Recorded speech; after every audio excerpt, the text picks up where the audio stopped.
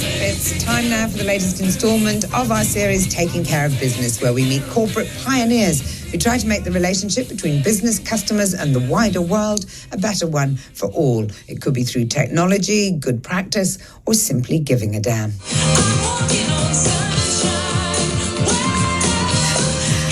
Okay, I think you might find this a bit cheesy, but this week it's the turn of Pavegen, the startup with the whole world at its feet. Joining me is Pavegen CEO Laurence Kemball-Cook. Laurence, walking on sunshine is probably not as simple as that, but explain to me what Pavegen are doing. So we made a floor that when you walk on it, it converts your weight into electricity. We had some very clever technology that we filed patents on that means you can install it outside, inside, anywhere in the world. So think airports, stadiums, offices, and use the power of footsteps to make change and positive change for the world. That's amazing. So what, I could put one in my kitchen and then my husband, being the weightier of the family, could walk around on it and generate electricity. Is that what you're saying? Not quite that simple, I bet. Well, theoretically, yes. Now, you can only generate a small amount of energy from a footstep. We can't power the world from your husband jumping up and down while he's cooking dinner. You haven't seen him. The way it would work is that we put it into a busy train station. You know, we're sitting in central London at the moment in London Bridge, where you have thousands of commuters moving for many hours a day. We can utilise that energy, and it can do things like power lighting, charge phones, but also engage people in sustainability. The most important thing at the moment is that people are really motivated around climate change and making a difference. And now your step can contribute towards sustainable energy as well.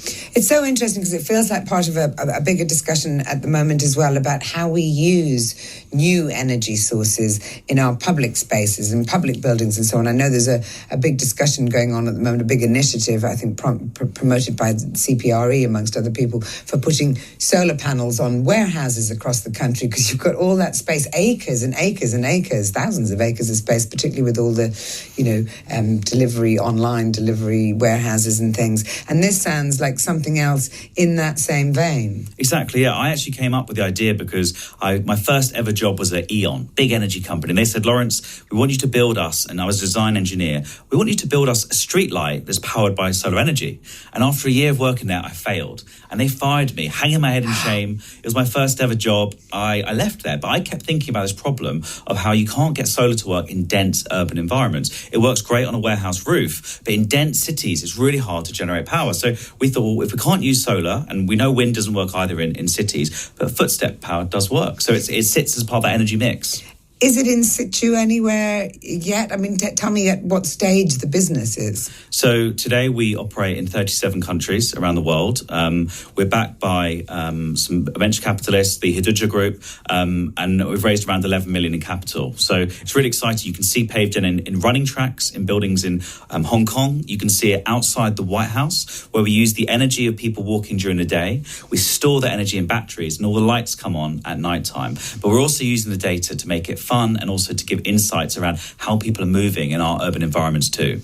And so what's the business plan? I mean, in what way does it roll out across the globe?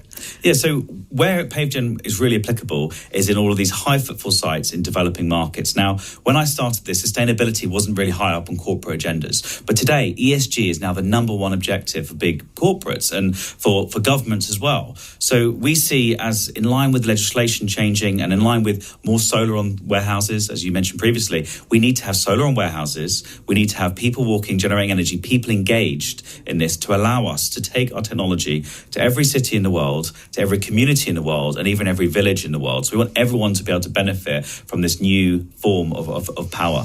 You talked about places across the globe that are picking up Pavegen. How's it going here in the UK? And would you like to see? I don't know who manages all the big train stations. British Rail, is it? Would you like to see some of those organisations actually embracing something like this, or is it still a bit unaffordable for big public projects like that? So we don't have mass production set up in China yet, like many other comparable companies may do. I've just come from my production facility in Wood Green in North London. It's not renowned for high volume production, but we're working really hard and tirelessly, raising investment to allow us to bring down the costs of our technology. Now, we've got it installed in Telford train station, Leighton Buzzard train station already, and it's very difficult to collaborate with people like Network Rail. As great as they are, it's not the easiest thing just to click your fingers and install install it in a week. It takes months and months of work.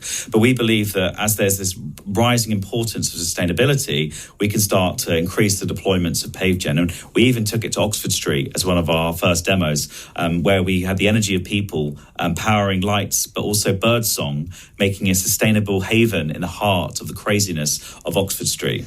What a brilliant idea. Today we've been looking for ways in which you can step away from the noise, and that sounds like you just came up with a really interesting one. Laurence Kemball-Cook from Pavegen, CEO of Pavegen, thank you very much indeed for joining me and telling me all about that remarkable business, a perfect taking care of business candidate, if I might say so. Thank you. Thank you.